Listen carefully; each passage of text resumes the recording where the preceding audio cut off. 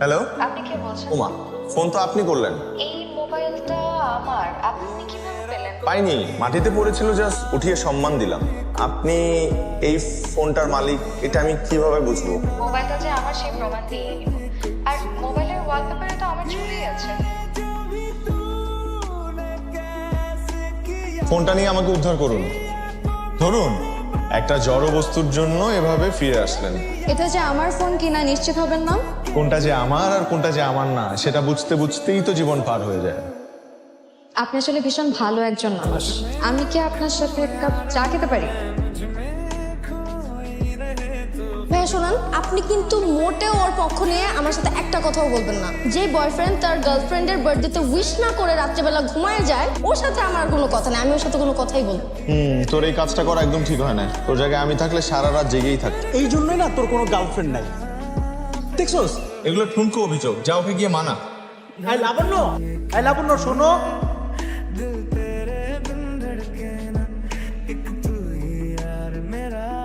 কেমন আছেন? ভালো। আপনি এখানে? এক বন্ধুর সাথে আসছিলাম। ও হচ্ছে গার্লফ্রেন্ড সামলাতে আসছে। পোলাপাইনের যে সাহস, নিজেকে সামলাতে পারে না কিন্তু গার্লফ্রেন্ড সামলানোর মতো দুঃসাহস দেখাতে কার্পণ্য করে না। আপনি তো মনে হয় এসব খুব ভালো সামলাতে পারেন। আমি এই দুঃসাহস দেখানোর সুযোগ পাইনি বা করিনি দেখি আমি আজকে সিঙ্গেল। আচ্ছা, আপনাকে দেখলে বা আপনার ব্যবহারে তো একবারও মনে হয়নি। Very bad. কাউকে দেখে এরকম জাজ করা উচিত না কিন্তু। আসছি তাহলে। হ্যাঁ হ্যাঁ, ঠিক আছে, থ্যাংক ইউ। শুনুন, জি। আপনি তো মনে হয় আমার কাছে একটা ট্রিট পান। চলুন আজকে আপনাকে তেহারি ট্রিটটা দিয়েই ফেলি।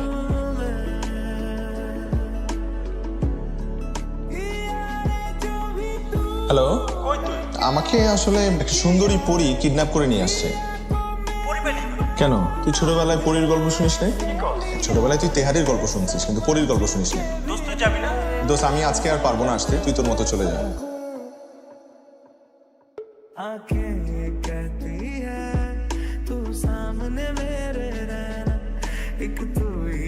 সময় বয়ে যেতে থাকলো, আমাদের কথা বলাটা বেড়ে গেল দিন থেকে। মন ভালো বা খারাপ হলেই আমাকে জানাতে নিল, আমিও জানাতাম। তবে বুঝতে পারছিলাম একে অপরের প্রতি টানটা বেড়ে চলেছে, শুধু মুখের ভাষায় প্রকাশ করা হচ্ছে না।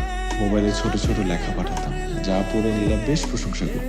নিহিত স্বপ্নের এক টুকরো জোছনা কবু কি কারো অন্ধকারময় পথটার পরিসমাপ্তি টেনেছিল? কখনো কি জেনেছিল ছুটে যাওয়া মেঘগুলো হারিয়ে যেতে চায় শুধু পূর্ণতা পাবে বলে? আয়ান, আরে বসুন না। জন্মদিনের অনেক অনেক শুভেচ্ছা। অনেক অনেক ভালো থাকেন, সুস্থ থাকেন, এই দোয়া করি। ধন্যবাদ। আপনাকে কেমন যেন লাগছে। না না, আমি ঠিক আছি, তেমন কিছু হয় নাই।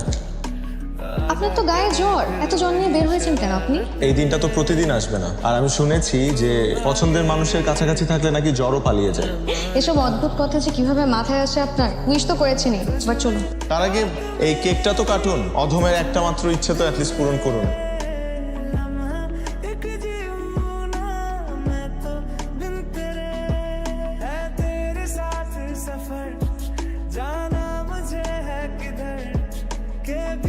আয়ান আমার বাসায় বিয়ের জন্য চাপ দিচ্ছে। কোথায় কোন আমেরিকার প্রবাসী ছেলে ডাক্তার রিয়াপুর বিয়েতে দেখে পছন্দ করেছে। আমি বাবাকে অনেক কষ্টে রাজি করিয়েছি, কিন্তু তুমি তো কোনো গুরুত্বই দিচ্ছ না। আয়ান, এইবার অন্তত বাসায় আমার কথাটা বলো। বাবার ভয়ে যদি এরকম আজীবন চুপচাপ থাকো তাহলে কিন্তু পস্তাতে হবে। ঠিক আছে, শুধু একটু সাহস সঞ্চয় করছি, আমি আজকেই বলবো। মনে থাকে জানো, আজকেই বলবা। আজকেই বলবো। ভয় যে কেন পাও তুমি? বাবা, মানে আমি আরে এত আমতা আমতা করছিস কেন? এটা একটা পুরুষ ছেলে না, পুরুষের মতো বোল্ড হ। না বাবা, কিছু বলবো না, এমনি আসছিলাম। হ্যালো। বাসা জানিয়েছো? না, এখনো জানাতে পারিনি, তবে জানাবো। তুমি কি চাও? আমি সেই ডাক্তারকে বিয়ে করে আমেরিকা চলে যাই? চাইলে বলতে পারো। না, আমি এটা কেন চাইবো? আমি তোমাকে প্রচন্ড ভালোবাসি। এখন আমি কিভাবে নির্লজ্জের মতো বড় ভাইয়ের বিয়ের আগে নিজের বিয়ের কথা বলি বলো? তুমি কি বলবে আমি জানি না, কিন্তু বাসায় না জানানো অবধি তুমি আমার সাথে কোনো প্রকার যোগাযোগ করবে না। ফোন রাখি। মা ব্যস্ত? না রে, কিছু বলবি? হ্যাঁ, তোমাকে একজনের ছবি দেখাবো। ছবি? কার ছবি? মাশাআল্লাহ, আমার ছেলের পছন্দ আছে বলতে হবে।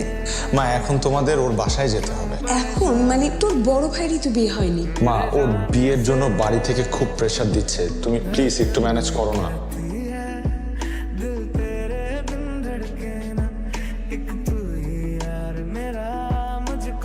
আপনি কি?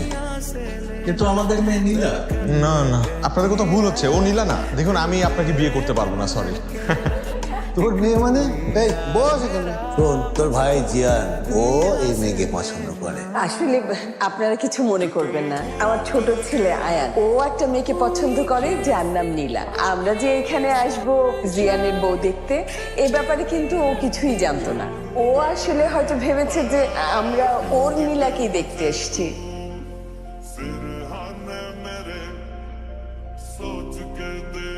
হ্যালো, অনেক বড় ঝামেলা হয়ে গেছে নীলা। এতক্ষণে ফোন দেওয়ার সময় হলো তোর? এদিকে যে আমি সবাইকে অপেক্ষায় রেখেছি, এতবার তোকে ফোন দিলাম তুই ফোন রিসিভ করিস নাই, আমার বাবা তোকে এতবার কল দিল তুই ফোন রিসিভ করিস নাই। ওটা আঙ্কেলের নাম্বার? শোন, তোকে আমি বিয়ে করব না। তোকে সামনে আমি পেয়ে দিই, তোর পিঠে চামড়া বের করে আমি আমার হাজবেন্ডের ওয়ালেট বানাবো। নীলা নীলা নীলা, আমার কথাটা একটু শোনো। এখানে অনেক বড় একটা ঝামেলা হয়ে গেছে। আমি অন্য নীলার বাসায় চলে আসছি। যে নীলা তুমি না, মানে আমার বড় ভাই আরেক নীলাকে পছন্দ করে। আমি ভেবেছিলাম যে নীলা তুমি নীলা। নীলা, আমাকে মাফ করে দাও প্লিজ। তুই থাক তোর ভুল নিয়ে, তুই ফাইজলামি করছিস এখন আমার সাথে। আল্লাহ হাফেজ, তুই আমাকে আর ফোন দিবি না, ফোন দিবি না আমাকে, খবরদার। নীলা,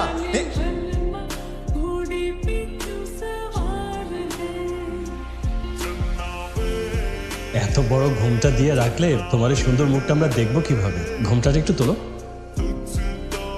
আমরা আসলে কখনো কোনো মেয়েকে কপালে 2 টিপ পড়তে দেখিনি। আব্বা। আব্বা? আপনাকে আব্বাই বলি। আসলে হয়েছে কি জানেন, আমাকে সবাই বলেছে বিয়ে ঠিক হওয়ার পর থেকে কপালে 2 টিপ পড়তে, এতে নাকি স্বামী আর পরবর্তী বংশধরের মঙ্গল হয়।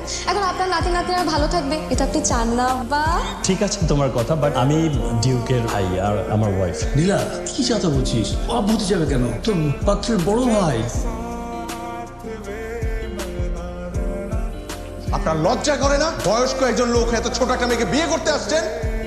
আপনারা কি শুরু করছেন? আমি পাত্র না, আর পাত্রের বাবাও না। ভাই সাহেব, আপনারা?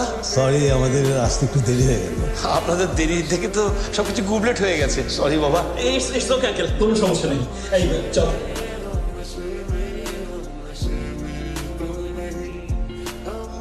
বাহ বাহ, বেশ মানিয়েছে দুজনকে। কালারটাও সেম সেম। কি বলেন ভাই সাহেব? ঘটনা হয়েছে, আজকে আমরা আরেক বাসায় গেছিলাম, আরেকটা মেয়েকে দেখি। আমার বড় ছেলে, ও থাকে কানাডায়, ও ওই মেয়েকে পছন্দ করে। ঘটনাচক্রে ওর মেয়ের নামও হচ্ছে কি নীলা। এখন এই নীলা ওই নীলার নামে নামে বিভ্রাট ঘটে গেছে। আমার এই পাগল ছেলে মনে করেছে ওর নীলার বাসায় আমি যাচ্ছি। আমি তো জানতাম না ঘটনাটা, আজকেই জেনেছি ওর মার কাছ থেকে। ভাই সাহেব, তা এখন মনে হচ্ছে আমার বড় ছেলের আগে এই পাগলটাকে বিয়ে করাতে হবে, যদি আপনার সম্মতি থাকে। নিশ্চয়ই নিশ্চয়ই, আমার মেয়েটাও তো আপনার ছেলেকে খুবই পছন্দ করে। আমরা আজকেই এনগেজমেন্টটা যদি এ পাগল, আমরা যে আন্টিরা এনেছিলাম, আমরা তো ওই নীলাকে পরিয়ে এসছি। এখন তো আন্টি নাই। কোনো সমস্যা নেই, শাশুড়ির আন্টি তো বৌমাদের জন্য। আঙ্কেল, আপনি যদি পারমিশন দেন। হ্যাঁ, অনুমতি আছে।